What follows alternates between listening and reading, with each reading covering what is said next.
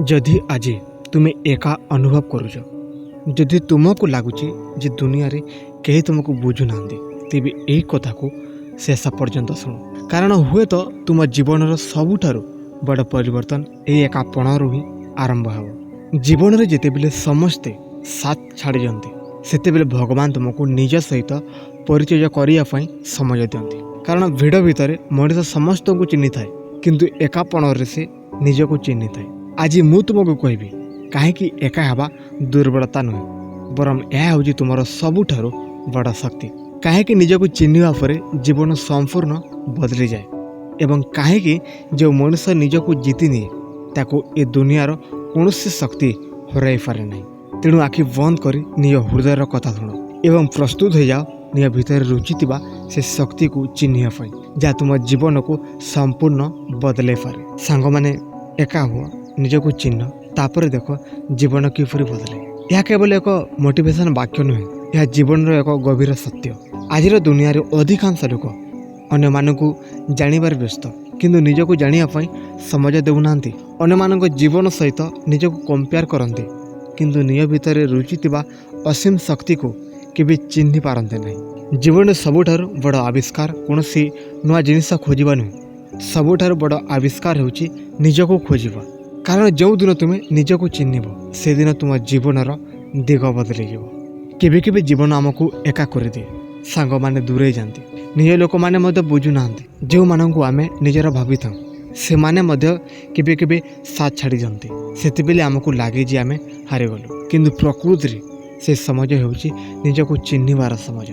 जेतेबेले चारि पाखरे शब्द थाए आम निज मनर कथा शुणी पारुना, किंतु जेतेबेले आम एका हो जाऊ सेतेबेले आमर आत्मा कथा कहवा आरंभ करे।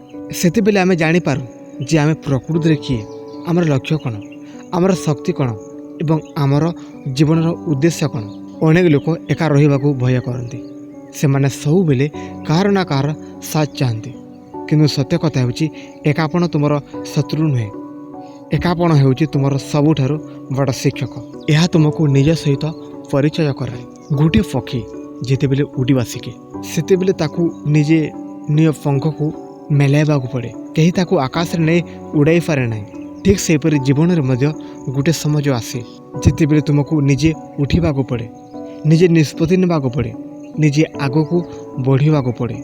मन रख जे तुम भीतर एमती शक्ति अच्छी जहाँ विषय तुम्हें निजे जानी ना, किंतु से शक्ति जितेबेले जागृत हुए, जितेबेले तुम्हें एका हो सेतेबेले तुम पाखरे कौन से विकल्प न थाए, जितेबेले तुमको निज उपरे डिपेंड करने पड़े। ए दुनिया रे जो माने बड़ सफलता हासिल करिसंती सेमाने प्रथमे निजको चिन्हिथिले, सेमाने जानिथिले जे तांकर क्षमता कौन, सेमाने निज दुर्बलता को मध्य जानिथिले एवं निज शक्ति को मध्य। एही कारणरू सेमाने दुनियार भिड़रू अलगा होई पारिथिले। आज अनेक लोक निज जीवन रे असंतुष्ट कारण सेमाने अन्य मानक जीवन बंचुचंती, सेमाने अन्य मानक स्वप्न पूर्ण करुचंती, सेमाने समाज जहाँ कहूची सेहा करुचंती। किंतु सेमाने केबे निज मन को पचारू नाहंती जे सेमाने प्रकृति रे कोन चाहुचंती। जो दिन तुम्हें निज मनर कथा शुणिब से दिन तुम जीवन परिवर्तन आसिब। जो दिन तुम्हें निजको बुझीब से दिन तुम्हें दुनिया को भल भाव बुझी पारिब। एका हेबार अर्थ दुखी हेबा नुहे, एका हेबार अर्थ होची निज सहित समाज बिताइबा, निज चिंताधारा को बुझीबा, निज भूल को देखिबा, निजको आहुरी भल करबा। जीवन सबुठारु बड़ युद्ध बाहर नुहे भितर हुए। आम निज भय सहित लड़ू, निज सन्देह सहित लड़ू, निज नेगेटिव चिंताधारा सहित लड़ू एवं जो दिन आम यही युद्ध रे जीति जाऊँ से दिन आम प्रकृति विजेता हो जाऊँ। देख अन्य माने तुम विषय कौन भावुंट ताठारु अधिक जरूरी होची तुम निज विषय कौन भावुच। जदि तुम निजको दुर्बल भावुच तेबे तुम्हें दुर्बल हो जाओ, जदि तुम्हें निजको शक्तिशाली भावुच तेबे तुम्हें शक्तिशाली हो जाओ। जीवन बदलवा पूर्वर चिंताधारा बदलवा दरकार एवं चिंताधारा बदलवा पूर्वर निजको जानिबा दरकार। कारण जो लोक निजको चिन्ह ना से केबे निज जीवन को चिन्ह पारिब ना। जदि आज तुम्हें एका अछ तेबे भय करनी, या एक सुजोग भाव, या निजको जानिबार सुजोग भाव, या निज जीवन को बदलेबार सुजोग भाव। आज निज सहित बस, निज मन को पचार तू प्रकृति रे किए, तोर स्वप्न कौन, तोर लक्ष्य कौन, तू जीवन में कौन करने को चाहूँ। ए प्रश्न गुड़िकर उत्तर खोज, कारण ए उत्तर ही तुम जीवन दिग बदले देव।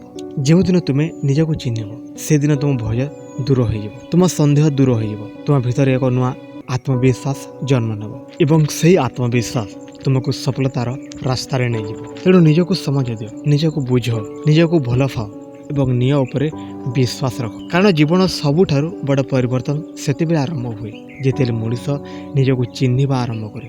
ଏକା ହୁଅ, ନିଜକୁ ଚିହ୍ନ, ତାପରେ ଦେଖ ଜୀବନ କିପରି ବଦଳୁଛି।